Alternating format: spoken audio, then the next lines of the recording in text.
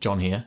This video is about who has a higher net worth by retirement age, a software developer who's self-taught, didn't go to university, doesn't have any university related debt and was just working from the age of 18 versus a doctor, a general practitioner who went to university and was in training for 10 years, racked up a load of student debt and then started earning their doctor's salary at the age of about 28. Does the software engineer or does the doctor have a higher net worth by the time they come to retire? Which one of them will be wealthier? Society teaches us that becoming a doctor is the best career that you can possibly do in terms of making money and having financial security, but is that really the case? I've done the maths, I've worked it out, and honestly, the answer is shocking. Before we jump in, hit the like button and consider subscribing to the channel if this is your maybe second or third time seeing this face. By liking and subscribing, you'll really help support the channel by pushing this video out to more people who want to see it. So we're talking about average salaries. Of course, a doctor who is either at the top of their specialism. I mean, dog kidneys? I'm not even sure dogs have kidneys. What? Do dogs have kidneys? Yes. Or if they have their own practice, they're going to be earning a lot more than an average software engineer. But equally, an average doctor is going to be earning a lot less than a software developer who has their own company, or if they're one of the best of their particular specialism. So we're talking about average salaries, and those salaries are going to be based on UK salaries rather than US salaries. I know more about the salaries in the UK, more about the tax system, which is a lot less complex. Both the software engineer and the doctor are going to have fixed monthly expenses at £1,500 a month, and that's a typical amount for a young professional in the UK. Those fixed expenses are going to be increasing by 2.5% a year to account for inflation, and another 2% to account for lifestyle inflation. I've just set it at 2%, which I think is reasonable for a nicer car and a nicer house and a family and all those other things that come along with lifestyle inflation. After the software engineer and the doctor has paid off their £1,500 a month expenses, all of them extra money goes into either investing, or if they still have debt, that money goes first into paying down the debt, and then once all the debt's cleared, then they start putting all that excess income into an investment that returns 8% per year. And that's about what the stock market has averaged pretty much since records began in the 1920s. In terms of debt, the software engineer has a massive advantage over the doctor because they don't have to go to university. A doctor has to go to university and has to train for 10 years, at least in the UK, but a software engineer can be entirely self-taught. They can teach themselves from YouTube videos and blogs and other online courses entirely for free. They don't have to go to university, take on any university related student debt, and if they have been learning online for a reasonable amount of time, let's say about 2 years, then they can go straight into getting their first job. If they started learning how to program and all that stuff from the age of around 16, by 18 roughly, they'll be ready to apply for their first job as a junior software engineer. The doctor, on the other hand, has to be in training for a full 10 years in the UK. They have to do a 5-year university degree called medical school, and then they have to do another 5 years, which is more practical training as what they call a junior doctor. Standard university tuition fees in the UK are £9,000 a year, so 5 years would be £45,000 on tuition fees. And then of course you've got living costs. Living costs at university are about £10,000 per year, so for 5 years that's a £50,000 total. For the vast majority of students, they're going to be either taking a loan from the government or a loan from their parents for that £50,000, as well as the £45,000 in tuition fee loans. Then the medical student graduates, becomes a junior doctor, and then they have 5 more years of training, exams, professional fees,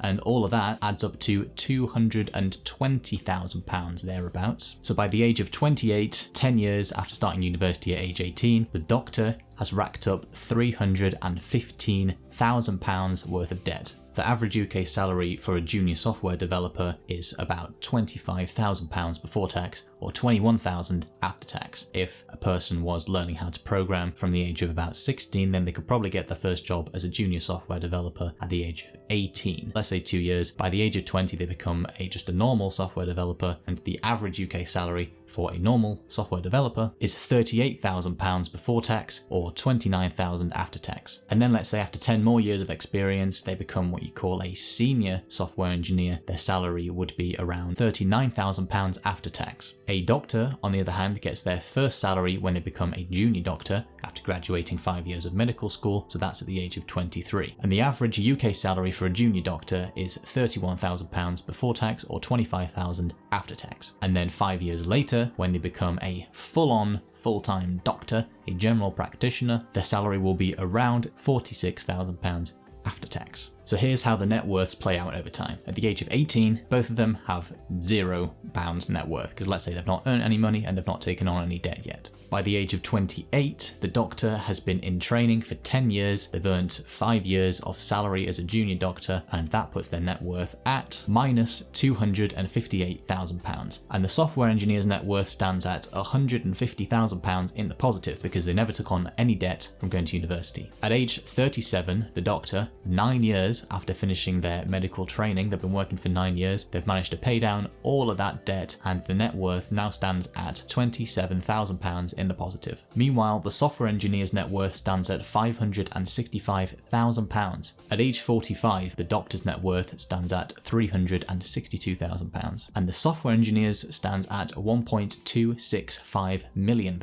And jumping to a typical retirement age of 65 years old, the doctor's net worth stands at just under £3 million, whereas the software engineer's net worth stands at just over £6 million. Having that larger investment portfolio earlier on, where the software engineer was putting money from their salary into their investments rather than like the doctor putting their salary into paying off their debt first, investing early meant that that pot grew to a size where the return that it was getting each year was more than the doctor could put in to their pot from their excess salary. So we're always taught that there's basically no better job for making money than becoming a doctor, but that's just not the case when we look at this example, because the doctor had to take on so much debt and the software engineer didn't have to take on any debt. They could start investing much earlier. What could have swung the results of this net worth study, let's call it? The doctor could have had a much higher salary if they were a top specialist or if they had their own practice. In that case, their income would have been massively higher than the software engineers, and they could have put way more money into investments and they would have come out ahead. But equally, a software engineer has the capability to create a company that's worth millions or billions, so of course it could swing both ways. In this, we were talking about average salaries in the UK. If you wanted to become either a software engineer or a doctor, what is the most likely outcome for you in terms of your net worth at retirement? And it turns out that becoming a software engineer, you're going to be more than twice as well off as a doctor if you take the average career path.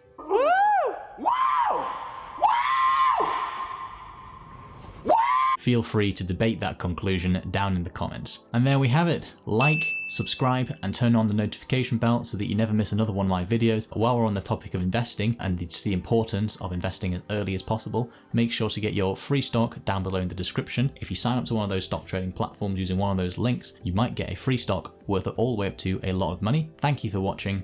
This is Debt to Millionaire.